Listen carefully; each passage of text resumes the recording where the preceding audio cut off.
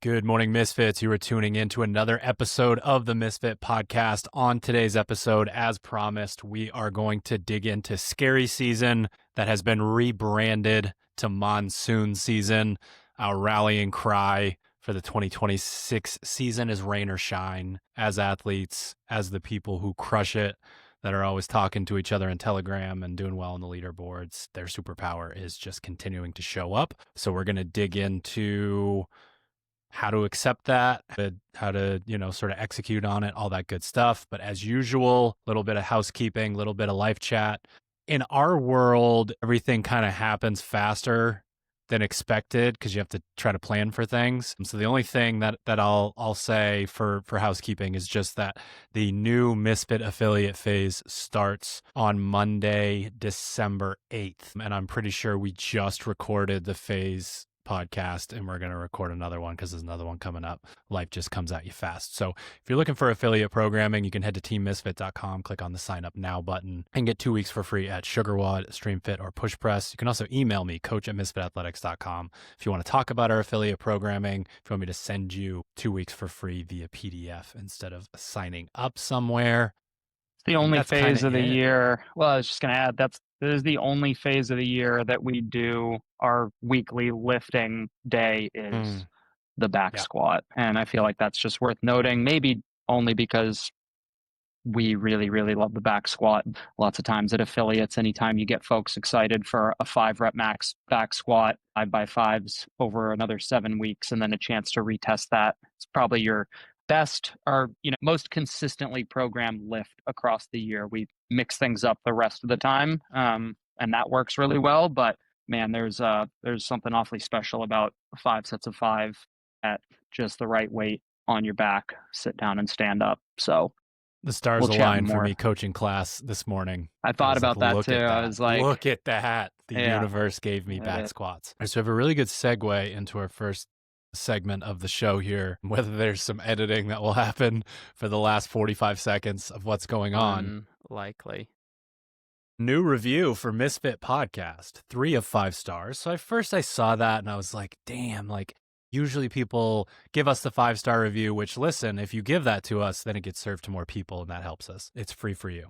But the headline, 3-star review's tough too, because that's like, fuck, someone put thought into this. Yeah. It's like, it's a 1-star. It's like, no, piss off. Yeah. 5-star, love it. Thank you. 3 stars, man, it might be legit. Headline, unnecessary F-bombs galore. Now, there's so many ways to look at this because if I was younger, I don't even know if I would have read the review. I just would have opened with the Jay and Silent Bob song from the beginning of one of their movies, which I won't do. So this review is actually pretty nice, and it's probably helpful that I am now a parent. So here we go. There's potential for a great show here, but the nonstop F-bombs make it hard. It's still funny to read. Nonstop F-bombs make it hard to enjoy. Not only are they distracting, surely you can find some new words to describe things. Challenge accepted. But they make it impossible to listen while doing dishes with the kids around. The passion and topics are great. I just wish the vocabulary were as creative as the content. Let me tell you, this person is really good. Take exception to the last part, okay? I like to consider myself fairly creative with my language. It might be colorful, but yeah, that's where you lost me. The kids got it. Dishes, all right. Creativity. But they're saying our content is creative and that we have to figure out how to replace F-U-C-K with darn. I'm gonna stop frigging around. So listen, we'll try. I'll try. I don't know if I can speak for Hunter. I'll try. I'll try. The kids thing makes sense. I'll try for a minute. Kids show. It is a kids show. We talk about that. It's definitely not a kids show, unfortunately. No. When we say it's a kids show, it's a joke because it's not a kids show. But that is a decent segue into my son loves the song "I Swear to God" by Tyler Childers, which opens with, "I only had a couple drinks last night and a few good hits from the end of the pipe. And I must admit, I had a few white lines, and I don't know what'll happen." Let's go, Carter. Come on, kid. There's partying some with that violin guy. And some guitar, and it's a catchy Tyler start. Childers? Tyler Childers. Isn't he So a little like country? outlaw country guy, yeah. Is that authorized at the Crandall household? Yeah. I grew up on Johnny Cash and Waylon Jennings and all those guys. It's and along those lines, not. Yes, there's a I'm a like Sturgill Simpson, Tyler Childers kind of guy. Okay. Pop country, I would probably use some choice words to describe my feelings about pop country. Well, get colorful with it, would you? Yeah. I do not like it. And I try to sing with it, but like make noises or make up different words, because he says play Tyler and then he starts jumping up and down. Right. And it's entertaining enough that like when he got hooked on it, Maya was traveling and she came back and I was like, all right, you're not going to like this, but watch him. He's like, play Tyler. And then he's just jumping up and down. It's like, eventually I'll have to explain to him what that means, because people who don't swear a lot don't have the non-explicit version on Spotify. Like, they don't exist. That only exists for people who go like overboard and they censor. So if it's something like, I don't think there's a version of that song where he doesn't say that, right? I can like play it for him. Do we swear enough that we might get a clean version? Spotify would definitely edit our podcast for us to make a clean version. That would be funny. That'd be funny. I have to sick. go through, I still have to show you sometime the things that I have to click on YouTube. It's crazy. Some of the things that you're allowed to say on YouTube, as long as you don't have like pre, mid, and post roll ads. Like, the words are crazy. Like, wow. I don't know whoever clicks that box, but it's wild. Necessary F-bombs galore reviewer would not like the list of things you're allowed to say. Yeah, that's unauthorized for sure. And then I'll do a little, the reason you guys didn't hear us last week was that was my travel day coming back from Rogue. Rogue was cool because Rogue is cool. Aberdeen, Scotland is like a solid 5 out of 10. It exists and you can travel outside of it to some cool spots, and there's some cool architecture in the city. But I will admit it's weird to fly for 7.5 hours to that destination specifically. Right, yeah. I know a bunch of people hopped on the train on Sunday night to, what is it, Edinburgh? And apparently that's like a really cool place. And so a lot of it is just like, when I was younger and we did those trips, I would stay and, explore a little bit more. But Rogue's just, there's an element of like, they have a really cool aesthetic and they push for it to be a spectacle, and, they have the money to do so. Like, it's very clear that when they do it, it's like, this is, you're spending millions of dollars to improve your brand equity and your reputation, basically. Right. Emailing back and forth with Bill in 2009 to order my CrossFit starter kit, which was rower, barbell, plates, jump rope, ab mat, wall ball, or something like that. Like, there was a kit that you could order on straps, Rogue. Yeah, I remember that. For that to turn into this is just such a cool thing to see. And I don't think it's necessary. They've always sort of been like, we're going to be unapologetic about the programming because we're trying to achieve something specific. We're not searching for the fittest man and woman on earth. That being said, there was just redundancy in movement patterns and rep schemes and things like that definitely could have been improved. Yeah. And I know that there are certain things that they do basically every year, like you need to be ready to do X, Y, and Z, but I think there could be more nuance in the way that they ask for certain things. And I do think that the criticism of the programming was met with like I think Bridges programmed it, and I feel like he was basically like, I get it. This wasn't thought of. And like, we can improve over the course of the weekend, make changes, and then we can change next year. So I don't need to spend a ton of time on that. Paige and I are going to do an episode at some point in December where we talk about what we learned from this year. And it's a lot. Trying to coach and program in this environment with the, like, I'm competing every 30 seconds was a whole new challenge. So I'll talk to you guys about how we dealt with that, what I would change, and then she could talk about her experiences dealing with it. But I do think there was a like transformation from the beginning of the weekend to the end of the weekend of just her kind of competitive spirit being revived, and knowing she was sick for 4 weeks straight, and then after that had 2 weeks to prep, and said she didn't want to prep. So she's prepped out, right? She'd done so many competition preps. You don't get to do the progressions that we like to do, like you guys are doing right now in phase 2. But it was really cool to see her, like, she was going out for the final event, which, like, Rogue is kind of funny because it's a larger athletes competition, and she is almost always the smallest person there. Like, you're in the back and you're with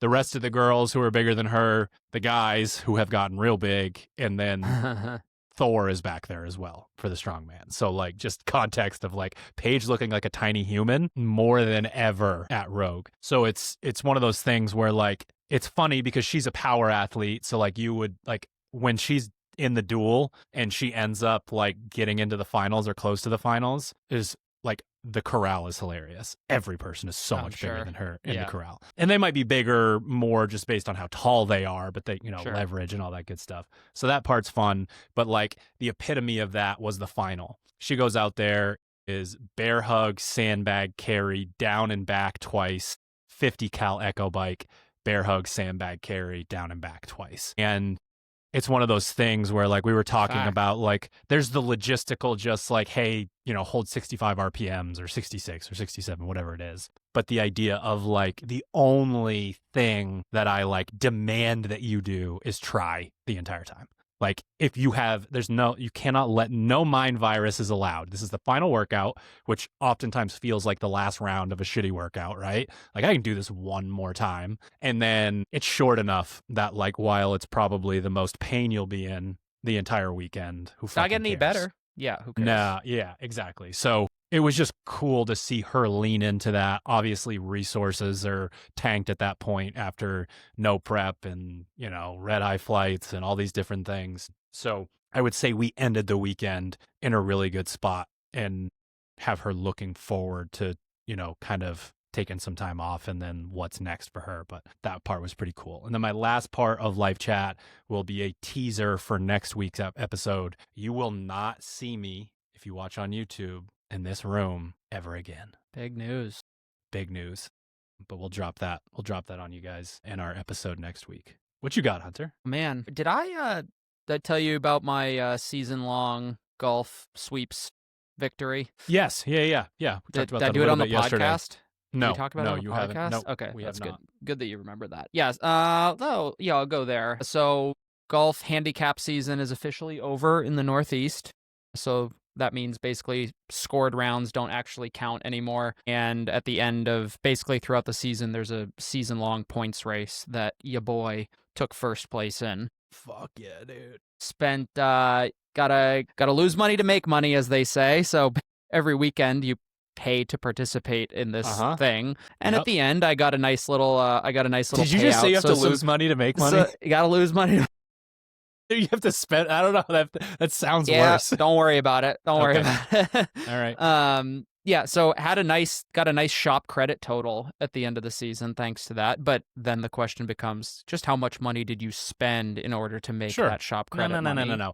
That money, we talked about this the other day. That money disappears. Exactly. It's gone, and then the $400 in shop credit that I have, which is pretty sweet. Got me some new swag. So took a first place finish there. And then I guess I'll just keep it along the lines of golf, but I'm going to try to relate this to CrossFit a little bit because there's like 4.5 people that give a frig about golf. Creative. Well done. Thank you. Very good. All right. So currently we're working on, in the golf swing, the rotational element. And I kind of told you about this a little bit by Katie. Katie gets a shout out on the podcast.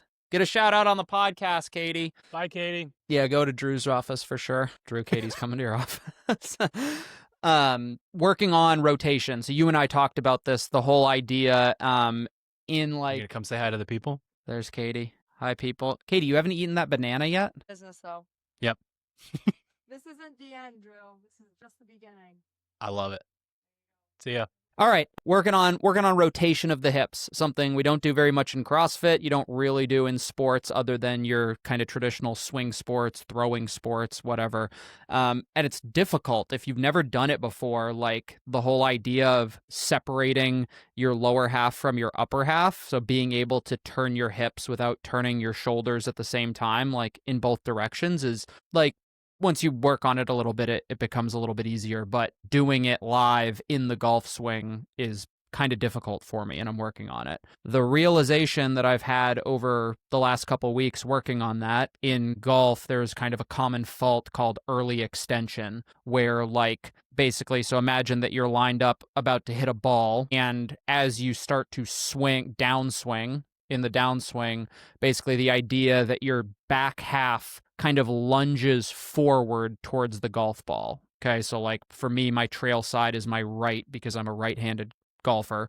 And this whole idea that like the right heel comes off the ground, the hip, like the right hip thrusts toward the golf ball, and this causes a lot of problems. It forces you to compensate in weird areas. And like I kind of had the somewhat of a light bulb moment, because that fault is almost identical and super common in Olympic weightlifting, especially for CrossFitters. That idea of early extension, where if you filmed yourself, you're slowing down, that bar is kind of below your knee, or it's not quite in that hip crease, hip pocket power position just yet. And you're already on the Michael Jackson, way up on the toes, and you're attempting to generate force from, that much of your foot rather than the entire foot being planted on the ground.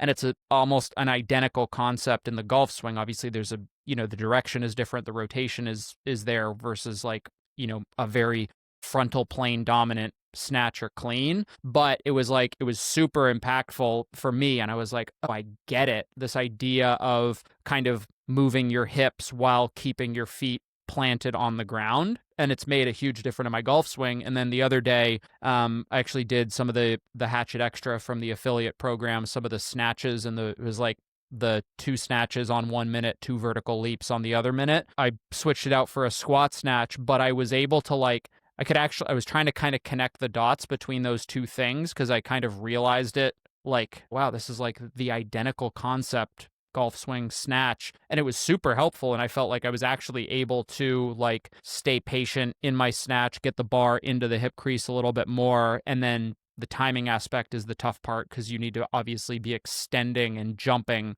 at the right time. But it was just kind of one of those cool moments where the idea of, regularly learn and play new sports in CrossFit, like I took, the idea of core to extremity from CrossFit to golf, where it's like, hey, use your hips before you use your arms to swing the golf club.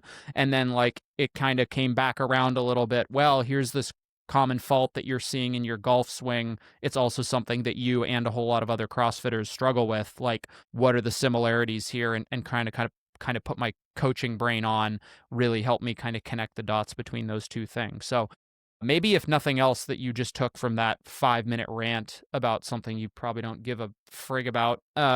Creative. Thank you. Yeah, very good. I'm getting better at this.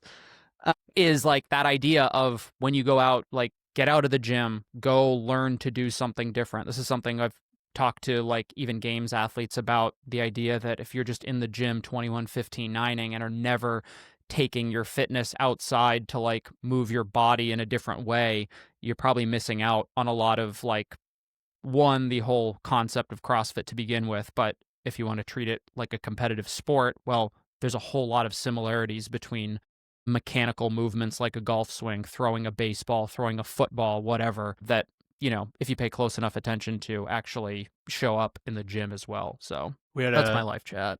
We had a member send me some videos of her maybe teenage. I don't know if he's 12 or 13, somewhere in that range. I don't think he's a teen yet, yeah. Of pitching, throwing a baseball. And what's fascinating and very similar to what you're saying is I think I know more about it now because of what I know about the human body and what I know about breaking down movement than I did when I did it every day. Just the way that I thought about delivering the information was like, oh wow, like it's crazy the parallels that you can have with this stuff. One of the things that I wonder about golf is like, can you slow your swing down enough to practice the component parts the way that you can in other sports? Like, can you dry swing and really slow things down so that you are truly, because like when I hear what you're saying, I would try to rephrase that to teach somebody in showing them the sequence versus saying do this, not that.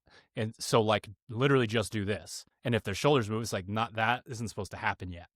Right. That sort of thing. But I'm wondering in golf, can you slow down enough when practicing to get the concept and then go a little bit faster? Yeah, I mean, in my experience, and I don't know what an actual golf coach would tell you, but like it's not as much about like, hey, I'm not going to do a full swing, but at 50%. It's actually like a lot of, from what I've seen and heard, like a lot of guys will tell you like, well, a chip, like just chipping is just a miniature golf swing.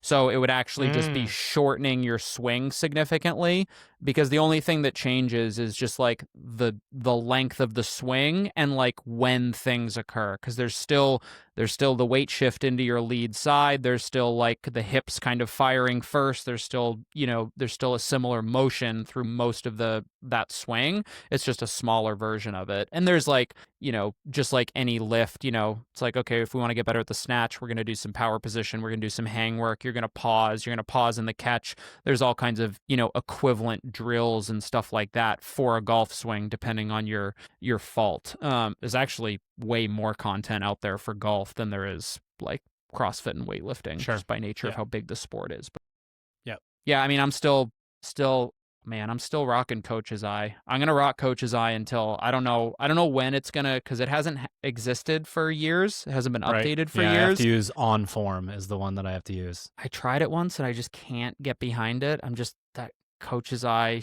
Coach's Eye is great. I can't do it anymore. Coach's Eye, and if you're a very long time follower of me on Instagram, there was an app called Yak It where I could put a photo of Hunter up and I could speak and it would make his jaw move like cartoon style, and you could pitch the voice up or down. I used to make the best videos on that. Yeah. Yak It just disappeared, and I just didn't think about it when I got a new phone once, and I didn't do the full like app backup, and Yak It was gone. And I hope something like that still exists. God, those were the best.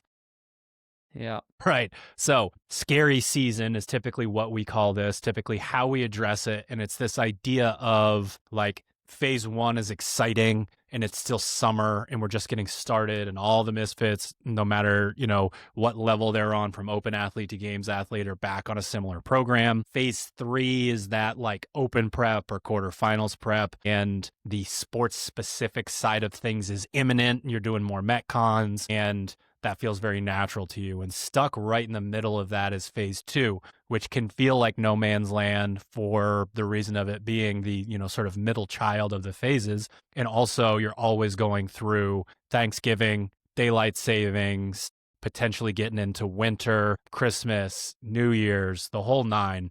And there's a bunch of reasons why someone could get into the mode of wanting to kind of give in to the dark side, essentially. And we've been doing this for long enough that you pay really close attention to the type of person that makes it through scary season unscathed, or at least for the most part. And it's this like baseline level of consistency is really what it is. They continue to just show up, and it sounds so simple and boring. And we're actually going to dig into it more over the course of this episode.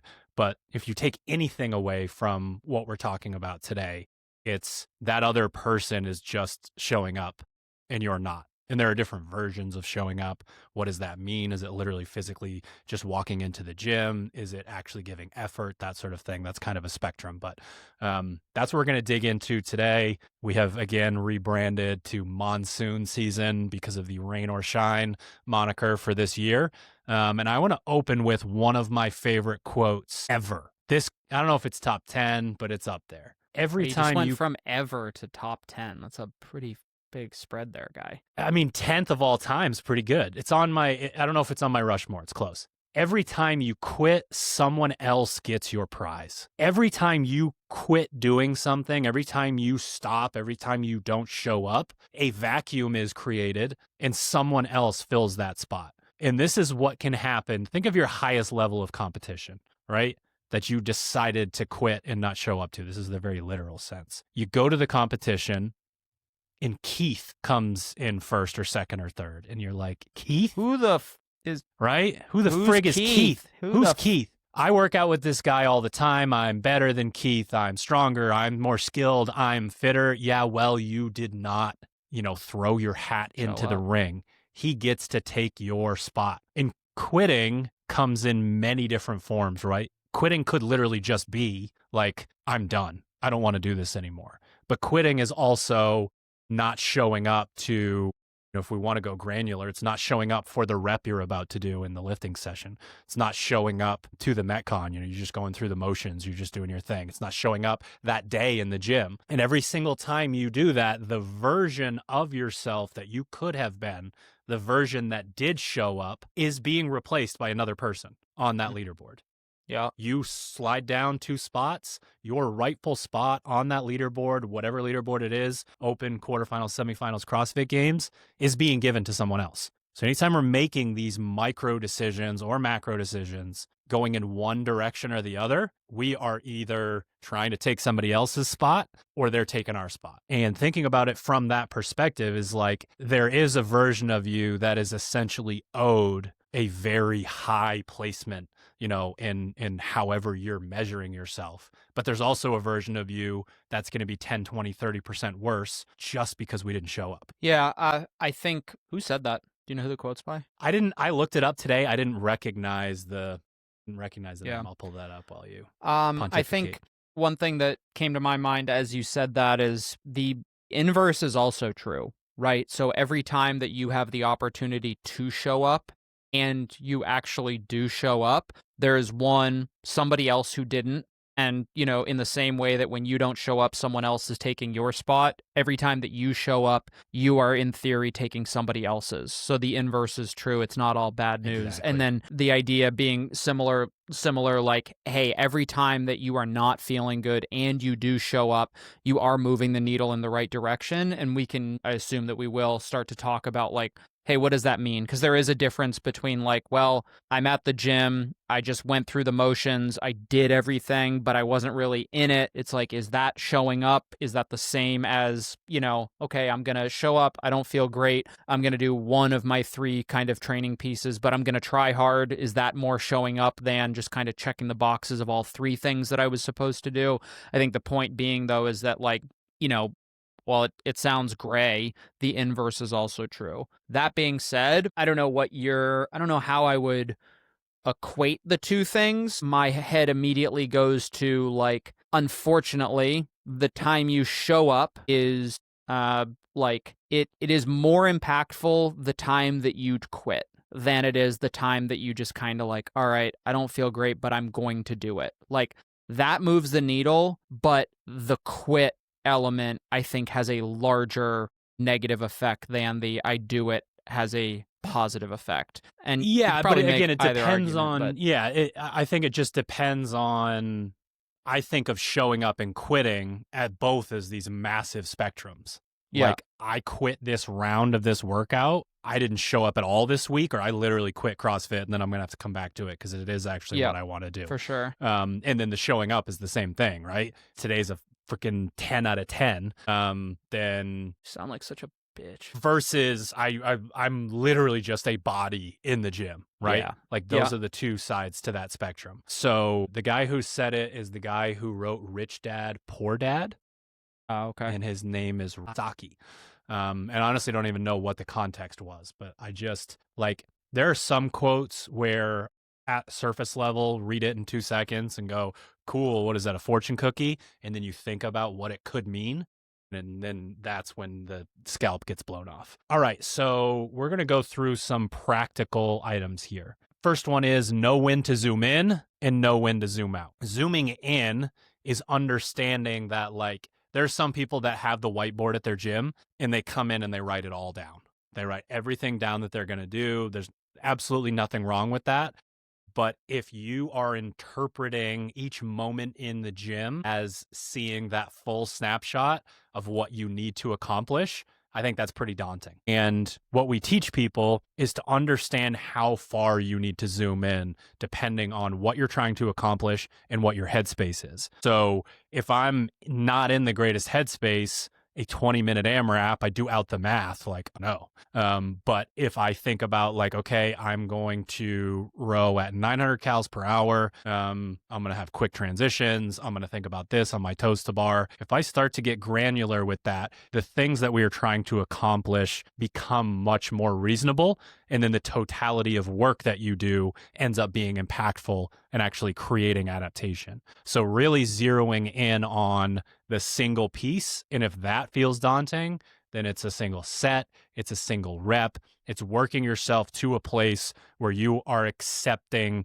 kind of the like breadth of the thing that you're doing by making it more granular. Yeah, I think the whiteboard thing's a pretty apt example. To me, this is ultimately just meditation, right? It's a level of kind of acknowledgement of maybe being stressed, anxious about all of the things that you have to do, and then kind of choosing to say like, okay, like I've got a lot to do, but it starts with one, right? It just starts with just doing this first thing. It's let me get through my general warm up. It's let me put the empty bar on my back and, do a handful of empty bar back squats. It's okay, I'm going to put 135 on the bar and warm up. It's breaking that thing down into, like you said, it's kind of component parts, and not necessarily, I think the other thing that you said that I think makes a lot of sense is like the unknown element a lot of times can be stressful on athletes. So, right, even if you've done CrossFit for a long period of time, the odds that you open up your app, the blog, whatever, and see a workout that you have done before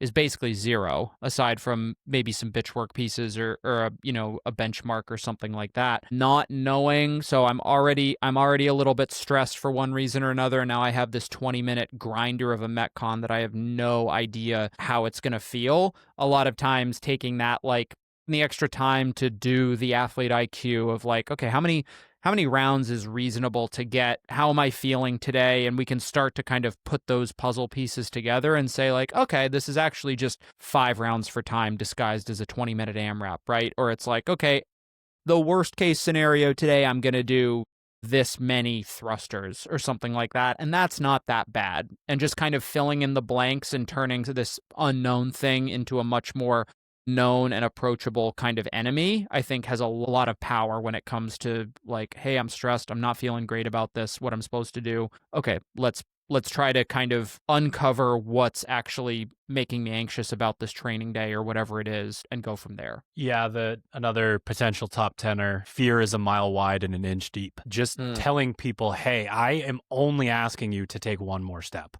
and then another step, and then another step, and another step, sure. Right? You feel like you're walking into the abyss, but then it ends up just being your next step feels the same as the previous step. Okay, zooming out, obviously incredibly important. So we're bogged down. It's the same but opposite. That single thing that we're referencing went to shit. It's the end of the world. I mean, I've got athletes who might do 1,500 pieces a year that will lose their shit if one goes wrong, right? One interval in one round of one piece. Right. And so that zoom out it does multiple things. One, it's how gigantic is my ego if I think I can go 1,500 for 1,500.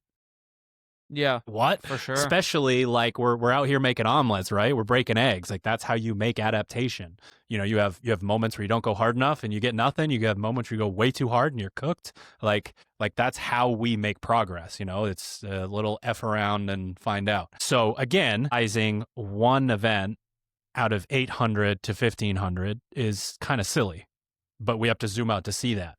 And then if we zoom out, and you follow a well thought out program and started CrossFit at some point, you're going to see the most absurd level of progress. Like I know athletes that have taken a lift from 185 to 275. Come on now, right? Like yeah. I, at one point, added 100 pounds to my back squat. So if I had one single session where it's like, I didn't hit my 5 rep max goal today. It's like, you've now added 100 pounds to you're trying to get to 100 pounds over your 1 rep max with your 5 rep max. Like, yeah. So like there's so many things that you try to get better at in CrossFit that it should be pretty obvious to you what that progress looks like. And it can be more complicated. Like I've done this for a lot of athletes where I map out their career for them in terms of placements. They tell me they're not getting better. And I'm like, you're in beginner's class and now you're 26th in the world. Is this a joke? Like, Yeah. So, get out the whiteboard literally every year. Yeah. And it's like, you're actually getting better at a faster rate now than you were before, which is scary to think. So, yeah, I think that the zoom out tool is really useful because you can kind of, in what you just said there is like, the trying to think of the right way to word this. So like you can kind of decide how much you zoom out, right? So if you're in a single session that's going to shit and you zoom out like 3 days, imagine your brain is like literally the fucking friggin' damn, almost got one is like it's the little scroll wheel on your web browser. Like you can zoom into 50%, 75%, whatever. You zoom out to like a week. You're like, oh, this whole week's gone to shit. And then you zoom out a little bit further and you're like, well, like this last phase wasn't so bad. And then you zoom out further and you're like, well, over the course of this year, like, I mean, I snatched 225 at the beginning of the year, and then at the end of the year, I hit 240. So that's pretty good. And like,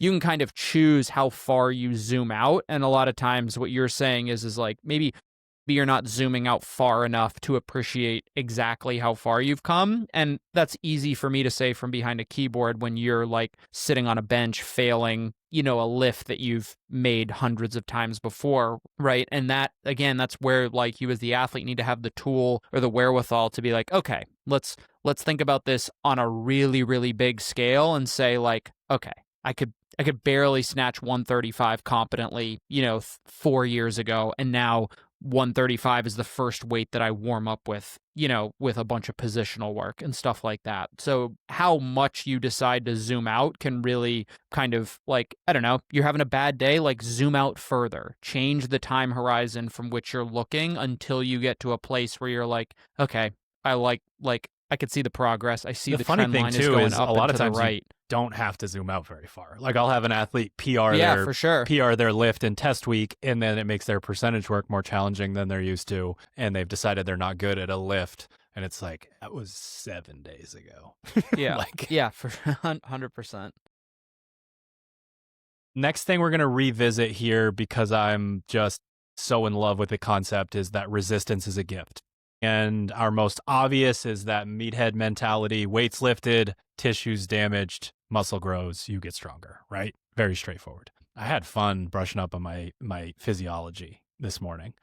I am going to, because you guys work so hard and breathe so heavy and are in so much pain, I'm going to say something to you right now that's going to sound a little bit confusing, but there is a point. Heavy breathing depletes ATP and glycogen, increases lactate, applies force to the walls of your blood vessels, elevates your core temperature, and elevates adrenaline. All of those things are stressors, technically bad for your body. Your heart gets stronger, literally. Nitric oxide synthesis improves your vasodilation. New capillaries are formed to improve oxygen delivery. ATP yield increases. Efficiency in fat and carb metabolism. Antioxidant defense upregulates more red blood cells and plasma.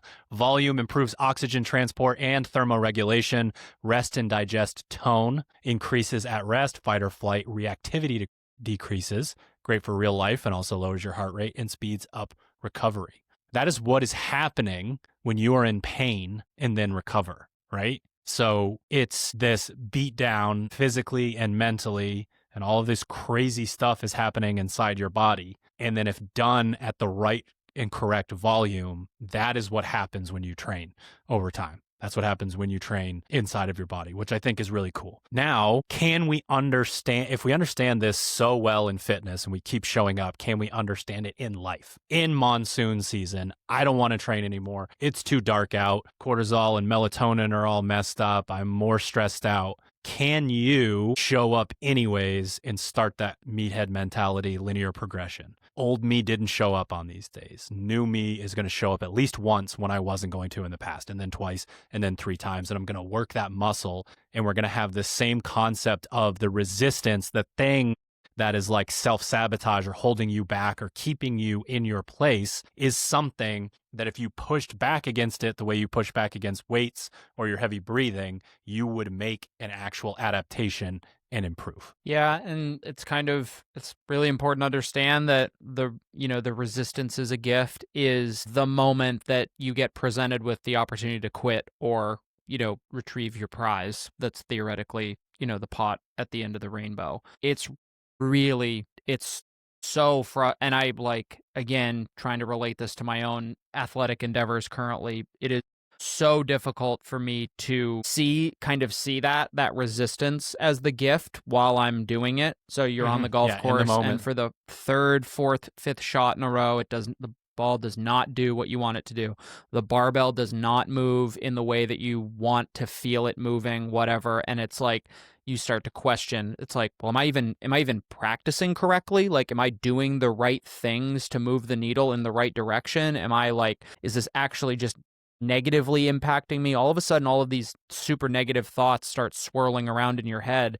And it's so difficult to identify where you are kind of in the, in the trough, so to speak, whether you're in the ebb or the flow of kind of where you're at, and understanding that basically everything in life is kind of like an ebb or a flow, right? Things are going really well or things are going really poorly, and it seems like it's kind of one or the other, and it just alternates back and forth, right? And that's just kind of the nature of things. In CrossFit, it's the same thing, and I don't really have even a good coaching tip for you other than to say hey, recognize that it's okay to have all of those kind of questions swirling around in your head, the negative thoughts. It's a matter of what you kind of do next that dictates, what the result is going to be. If it is here's the resistance, this feels bad, I'm questioning it, I don't like it. If you stop, right, it's like, there it was. That was the opportunity when you were supposed to go through the wall and you turned around and you backed off it a little bit. And that's hopefully only one of the, that's not going to ruin your career. It's not going to ruin your season, right? But you stack enough of those, or you start to build the habit of making that acceptable to you, all of a sudden, well, now we got to zoom way out to see the progress, instead of say to myself, okay, no, I need to take that step forward. Even I need to have a little bit of faith that what I'm doing is going to move the needle and will eventually kind of reveal itself as progress. I just don't know when it is or where, that it's going to reveal itself. And that's the hard part, especially for experienced athletes, when you've been doing it for long enough that the light bulb moments come far fewer, further and far in between. PRs in the same kind of regard. It takes a lot more work to make that same amount of progress the further down this rabbit hole you get. But you just have to kind of be able to recognize that resistance point for you is the challenge, saying, I'm right here. It's right in front of you. You can either attack this and slowly chip away at it, knowing that eventually you'll get to the other side, or not. And obviously you're not going to get to the other side. I believe it to be counterintuitive at all levels. And what I mean by that is, you sickos signed up for this intentionally. Hunter, whether he knows it or not, plays golf because it's challenging and stimulating. And it would be really boring for him if he felt like he got to the end of the rainbow. We don't want to arrive at that place where you go out and you literally just do nothing, you swing, it goes straight down the fairway, and everything feels the same and it doesn't have that challenge attached to it. And CrossFitters, that's a level up on being a sicko, right? People sign up for the challenge, and then what we're going to talk about next shows up at some point and creates kind of the wrong headspace, and you confuse yourself. And the way that I would think about it on a more micro level is, when you look at your programming and you see a wheelhouse workout and you smile, and you see a weakness workout and you frown, that's backwards. Your ability to improve and the rate at which you will improve is significantly higher on the things that you are not good at than on the things that you are good at. Right? That workout where it's it's a triplet, and it's the triplet from hell. It's those 3 movements you don't want to do. Guess what? If you go into that with a smirk on your face, well, I'm going to get a lot better today, that completely changes the way that you think about things. So try to remember, again, zoom out, try to remember why you're doing what you're doing, and what about your personality is I go to a place and it's windy outside and this ball's an inch wide and I'm going to whack it with a stick and try to get it into a little hole that's thousands of feet away or 1,000. Like, what? Like, you signed up to do that. So dumb. Clearly, so dumb. You want a little bit of a challenge, right? You want to go do the thing, and of course you want it to improve and have your moments where it's fun, so that it's not just a beatdown.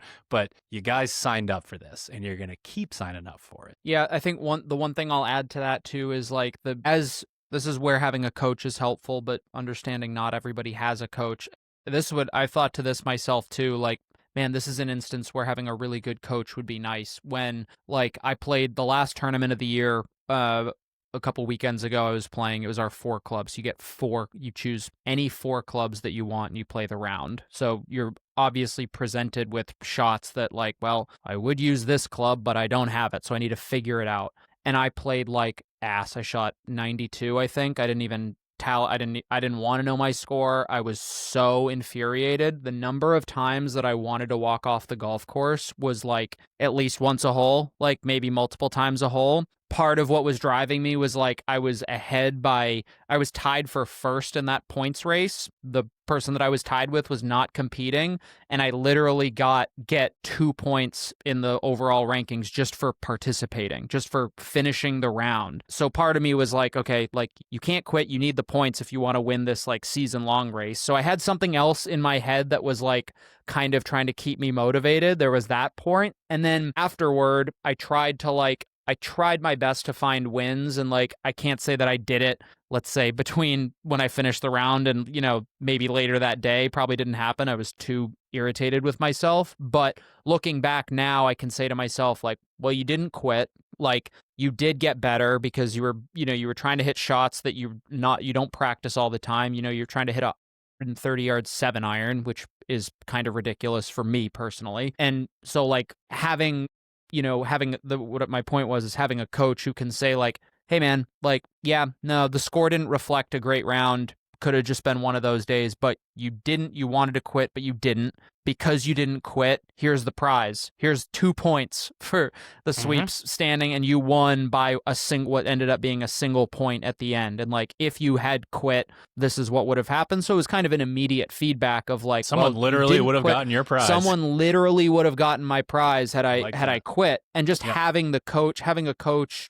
And if you don't, whether it's like a journal or just like some kind of internal self-reflection, there has to be an element of like, well, I didn't quit. And like, there's something to be said about that. And, there's a whole lot of like, you could still not quit, but effectively quit. And that's the same thing. But, if you have that internal battle with yourself and you can like come out on top and at the very least reflect afterward to find something that, like, okay, there was nothing about golf that went better today, but I did get a little bit stronger between the ears because I didn't quit. And it's like, that sounds like kind of a low barrier, but for me, being as irate as I can get on the golf course, despite, again, like, zoom out, for me, like, progress over a 2-year period is pretty substantial. All I can see is like every single day I log a score, the handicap goes up or down, a decimal point, and it's the end of the world. And it's like, no, man, like, here, look at the last year and a half. You zoom out far enough and you find the win. So if you're a coach too, like, the point there was like, you've got an athlete who's not going to have a good day all the time. You got to be able to find that one little thing that says, hey man, that's okay. I don't give a shit about your score on a Wednesday, on a Tuesday Metcon. Here are the things you did well. Or like, nope, that snatch wasn't perfect, but at the end of the day, like, you got better at X, Y, or Z or something like that. So I think it's just important to find kind of that win, as hard as it might be. So we dug into kind of the physiological side of things just to prove a point of discomfort is leading you somewhere. It's a good transition into the concept of your gas tank is your gas tank. Our stress continuum that we look at as coaches, and you can put this into everyday life, is too little stress for your capacity. And you're not going to get any adaptation. Like, it's just not.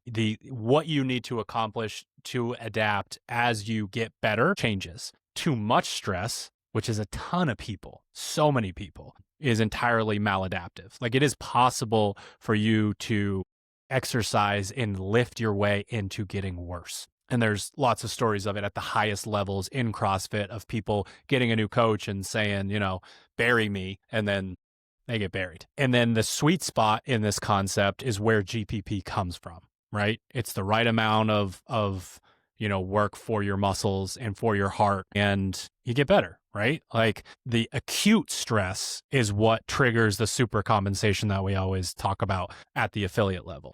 And then repeating that over and over, creating cycles of repeating that stress is what makes you more resilient, not burying yourself. Like trying to get too much done in a short window literally does not work, right? Like you might be able to make mental adaptations by doing that to yourself. But at the end of the day, if you want to mix it up with the best of the best in relation to, your potential, if they're not doing that to themselves, they will win. They will have an ability to go to an extra gear. So while intensity is so important, patience in sort of surrendering to the natural order of how someone adapts is incredibly important. Like if someone came to me and they said they wanted to go to the CrossFit Games and I see it as like a 4-year journey and they want to do it next year, it's just like, I either need you to agree that that's not possible or find another coach. Yeah. Because this is not gonna like what you're trying to accomplish is just not gonna happen. Yep. Yeah, the too much stress versus too little stress argument is interesting because there's some I'm trying to think. So things that I often see are athletes who, and this is probably more at the affiliate level just because that's more what's right in front of me, but you come in and you ask an athlete to say like, hey, I want you to go really hard in this Metcon. And they go what you clearly can tell as like, you didn't go hard enough. Like I know what you're capable of, and I know like I could see it in the eye. Like it just wasn't. You just chose not to go all that hard, and for whatever barrier reason, to entry isn't just this hurts because it's always going to hurt. That's not enough. Yeah, exactly. And then after class, they're doing extra work, and it's like, okay, so like what you're telling me is that your perception of progress, or maybe that's not even the goal. It's like you're exercising, you're not training. You like the idea of sweating, but you don't like the idea, burning at least calories. Today. Yeah, burning calories, but you don't like the idea, at least today, of going hard enough to legitimately make an adaptation. And that's ultimately the adaptation is the thing that we're after. So what I see as somebody who does kind of like, yeah, I'm going to do the workout in class and I did it, at 75% of my best effort when the workout really required like 85 or 90%, and then I'm doing additional stuff after. All I see is not only are you not doing what is necessary to create adaptation, you are actually just driving your car around in circles for the purpose of burning fuel. And I had a conversation with a member via email about this who was like, I'm feeling burnt out. This is what I've been doing, yada, yada, yada. And I'm like, okay, you have to and she's like, well, can I, should I do 7 a.m. class and then sweaty Saturday right after? Those are our 2 Saturday morning classes. And it's like, and the question was, am I going to be overtrained? And I said, well, like in this very singular instance, in this very, if this were the only day that you did these two things, would you be overtraining? Like, no. But the question is like, is it necessary? Like, why? What is the purpose of what you're doing? And as a coach, I'm always thinking about like, when an athlete asks me a question like that, my kind of an assumption is like the underlying question is, what should I do in this scenario in order to get better? And for me, like, if you want to get better, the answer is not to do a class at 7 a.m. and then do another class at 8:30 a.m., right? It's like, no. The odds that you are actually creating adaptation is pretty low. And instead, you are just literally like, we're just balding the tires a little bit more because you like driving. And there's a time and a place for that sort of thing, but it can't be like part of the regular kind of routine, because ultimately, whether you're exercising, you're trying hard, or you're not, you are still taking resources from, your body, from the gas tank. It's all coming from the same place. It's still stress, whether or not you're trying really hard or not. Like, you are still putting mileage on your body. 100 squats is still 100 squats, whether you did them for time or you just kind of, went through the motions. Again, you're driving your car, you're still burning fuel, you're still going to replace the oil, you are still, forcing maintenance upon the vehicle that is not necessary. And I see that really often. Yeah. So the intention of talking about all this is to arrive at the point that your mental, emotional, and physical gas tanks are not separate.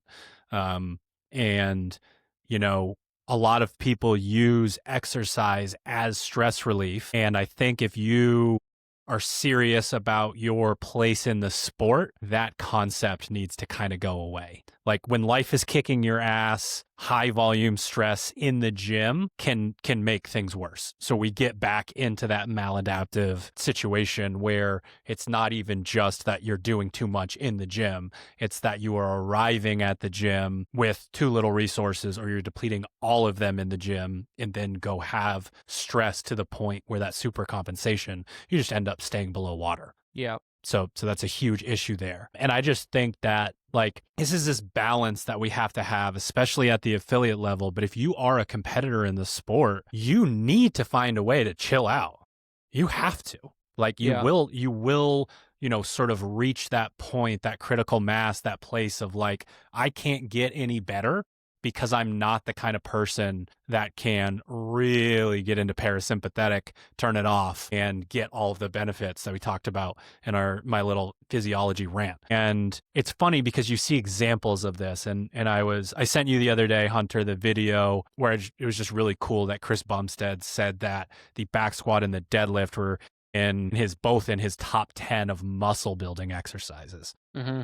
Which is a kind of a side note. But someone in the comments for context, was like, C-Bomb is a bodybuilder, not a fitness or CrossFit guy. Someone in the comments was like, I think I understand his genius in this video because of how calm he is. Like that dude's muscles can grow like that because he can be incredibly intense and sympathetic and then very like ultra sympathetic. Like he can turn that back off. And people that are like that can relax both physically and mentally and emotionally, they're recovering twice as fast as you, right? Like it's almost like the like blissful idiot type of thing. Like every once in a while you come across an athlete and you're like, athlete IQ might be low. Yeah. It might be low, but it's not, it doesn't have enough of a hit on them as how great it is that they can recover so fast because they're not thinking about anything. Yeah. And it's very reductionist to say that. Like you don't actually know what that person's like. A lot of time the calmest people got all kinds of wild turmoil going on in their brain.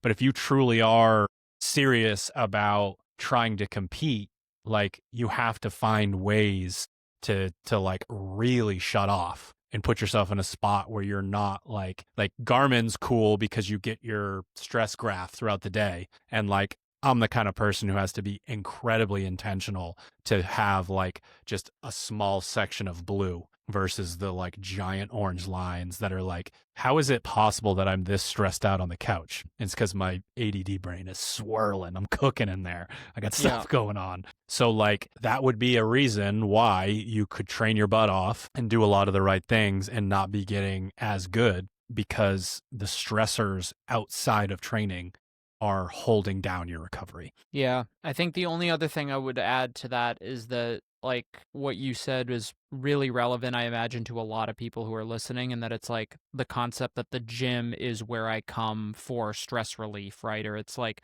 this is the spot that I want to be at. And I think I see this as being two different things for, say, an affiliate athlete, a general population person versus a competitive CrossFitter. I see like if someone at the affiliate level is telling me about their scenario where they're stressed, they're like their fitness isn't going great, whatever, they've got a lot of shit going on. It might be the case that I tell them like, you know, at the end of the day, it's a cost benefit analysis on your part, right? It's like, you know, the coach in me says like, well, there's like, you are not going to create adaptation by coming into the gym today in your current state of high stress, low sleep, and I'm asking you to do 3 sets of 5 really, really heavy back squats. Like the odds that you are going to be able to put the right amount of weight on your back to create adaptation with it not negatively impacting like life outside the gym is pretty low. The alternative though, it's like, if the alternative is that you don't come into the gym,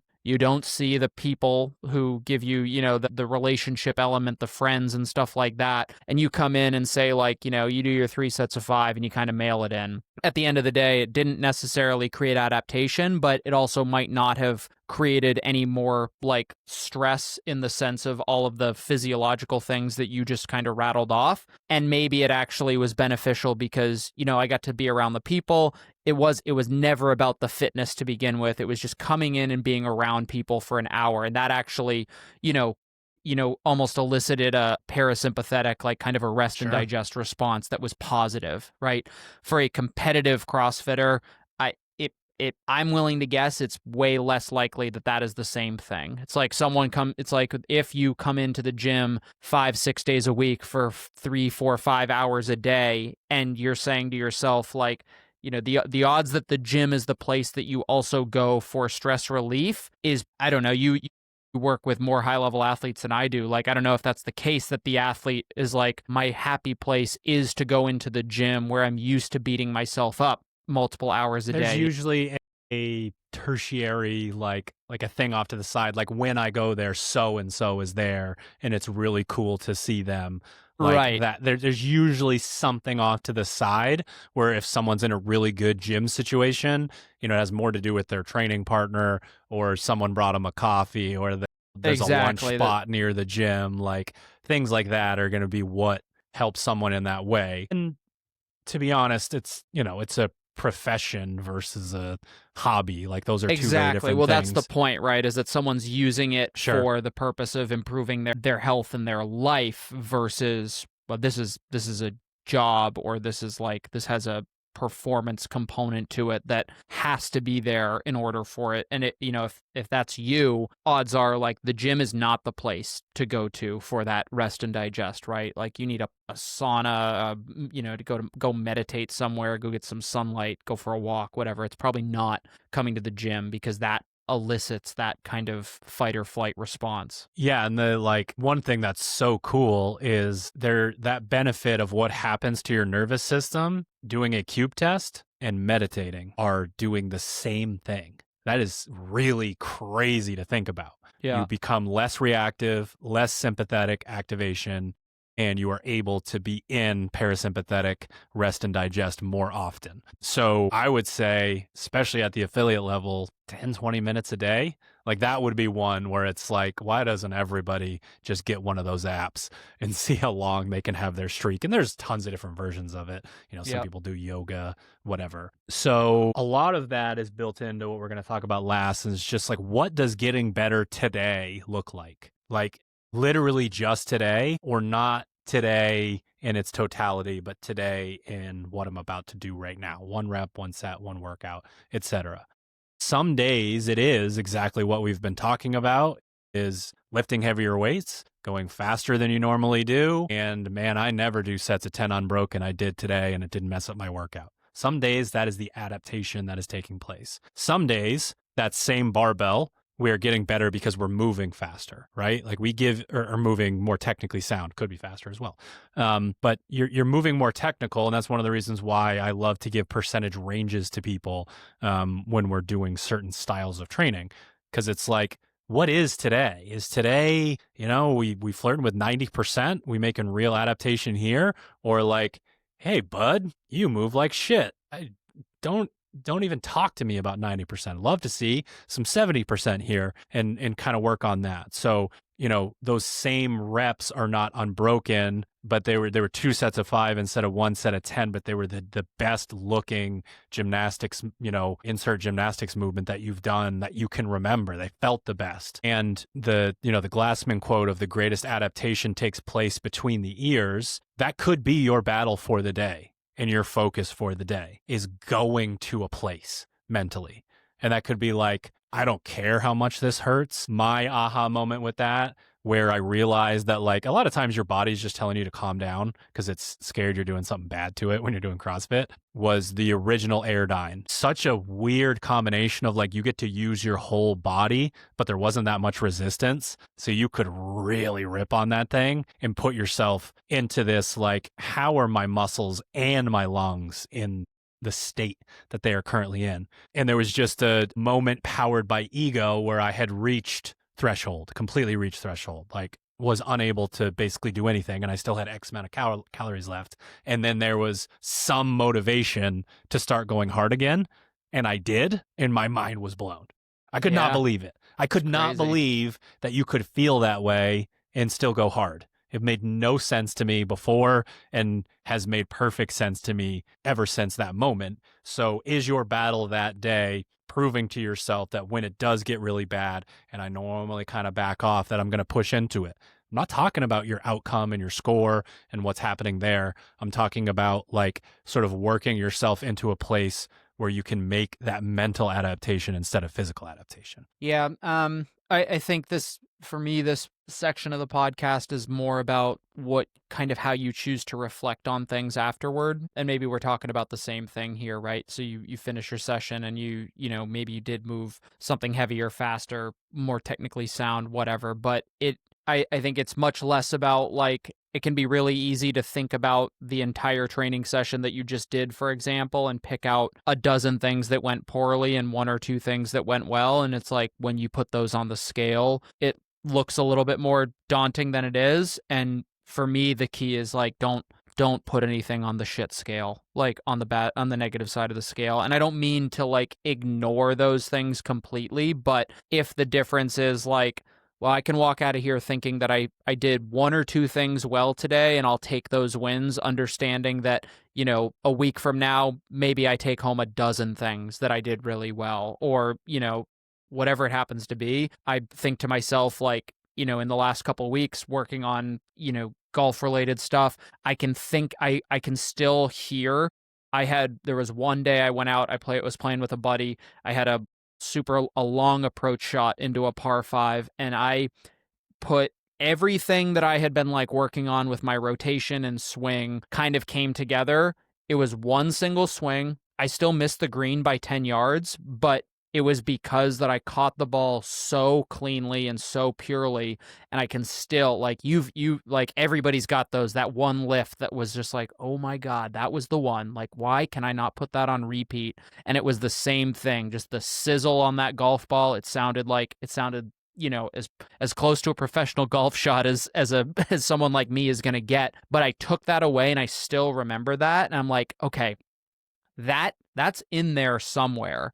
It's just a matter of how long you're willing to wait to kind of like work on those things to see, like, you know, is it 4 weeks between when you hit your next shot that feels like that? Is it a week? Is it a day? And then eventually, you know, hopefully over a long enough time that all of a sudden that shot starts to become a little bit more frequent. And it's like, yeah, like I'm getting this thing. Like, there are going to be days where you have way more bad things that happen than good. You still have to kind of like dig for those good things and be like, okay, I did that well today. Like, I hit a long putt. That was positive. I hit a couple of good drives. That was great. Like, it's okay that on a certain day, you're only taking home 1 or 2 or 3 positive things. Even if the rest of the session was bad, you have to stock those like positive ones, because those are, you know, everybody knows the negatives stand out a lot more than the positives. So it's important to reflect on things that really went well in a given session, given in a week, whatever it happens to be. Another element to this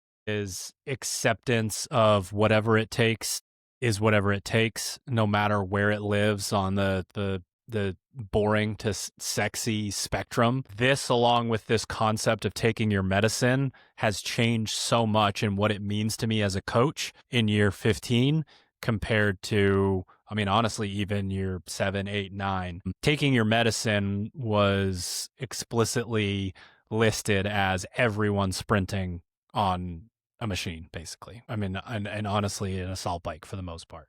And whatever it takes is effort-based. Are you willing to go to threshold every time you do something?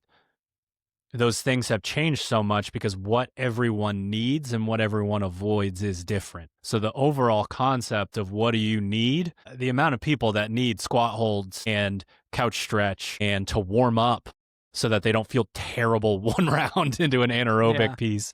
Like, is that list is so high because these people have done that version of whatever it takes that is all effort based.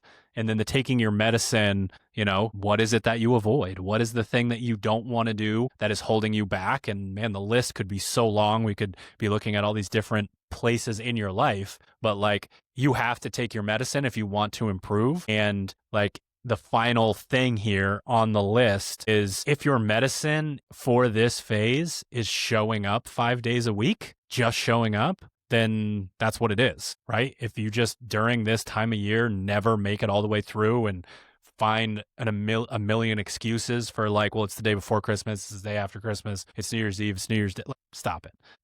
There's 2 days, honestly, for most people that are a problem. And they just don't need to be a problem. You just need to plan out. But again, if you didn't used to show up on those days and now you do, that is the victory. That's what I thought about when you were talking about that affiliate athlete. Like, that adaptation is incredibly important, right? If that builds your self-esteem as a person in general, and you're like, no, I'm not that person. There's some narrative about me that I remember from when I was 9. Like, you know what? I can just, when I don't want to, when I want to eat Cheetos and watch Netflix, I'm going to go to the gym like a drone. I'm just going to walk to my car like I do every other day, turn the car on, drive to the gym. And like, I'm not promising anything, right? I haven't even promised to work out yet. And then you're like, that'd be weird if I just sat here. Not many people are doing that. I'll warm up. All right. Exactly. Fine, I'll do it. And then you end up at the end, like you said, in a better mood. And part of that is just, being lonely is the equivalent of smoking a pack of cigarettes a day. They found out in studies. And then self-esteem is huge. The way people think about themselves, talk to themselves is incredibly important and a huge part of this entire ecosystem. So showing up could be the thing. Getting better today could just be arriving, right? And then you build on that and you ask more of yourself each time you show up on a day that you didn't want to show up. Are we in final thoughts mode? Was that I think we're in final thoughts mode, and I'm gonna put something out there before your final thoughts. Please.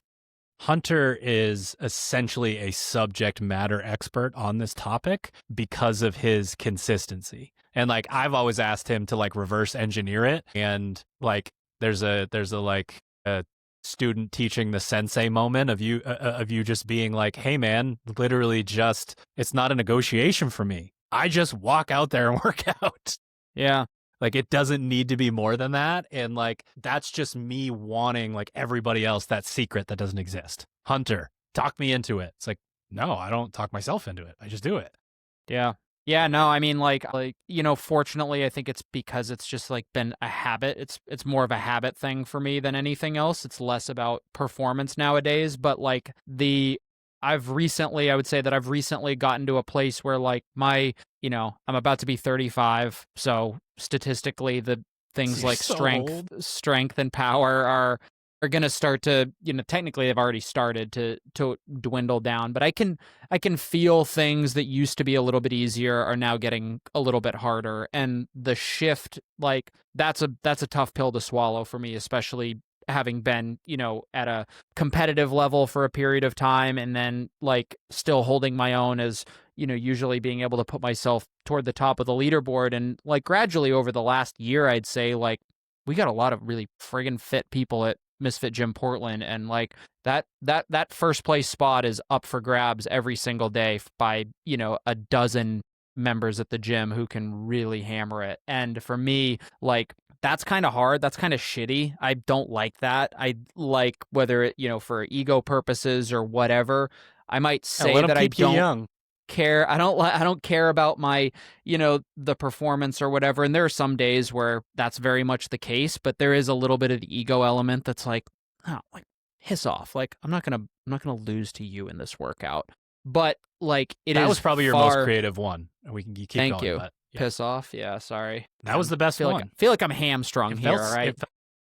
But nowadays it's like I'm in a period where I'm kind of like, okay, it's okay that for, even weeks, months, even if I zoom out far enough, having exercised for what is now basically over a decade of like consistent fitness, whether it was Insanity, P90X, Scarborough High School Gym, doing terrible hang power cleans, whatever. It was like, on the grand scheme of things, a 3-month, 6-month, even 1-year period where fitness for me was just kind of checking the box. Like, all right, I'm going to go to class. Like, I'm going to try as hard as I can for the day, given how I'm feeling on that day. And if it's first place on the whiteboard, great. If it's 12th place, bottom of the barrel, like, it is what it is. But because I've banked so much time of like, yeah, that's okay. Like, you beat me today. You only got 5 more years of being the fittest person at the gym, and then we can talk, And I don't say that as like trying to be arrogant. It's more just like, no, I've